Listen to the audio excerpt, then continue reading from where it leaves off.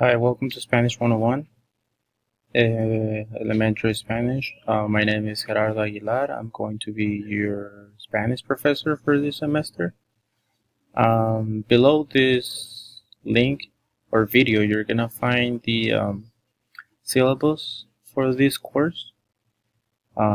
Also, you're going to find the course description and learning objectives for the class. You're also going to find the what type of book you're going to need for this course. Okay, so it's very important to have it as soon as possible, please. If you click right here where it says the home page,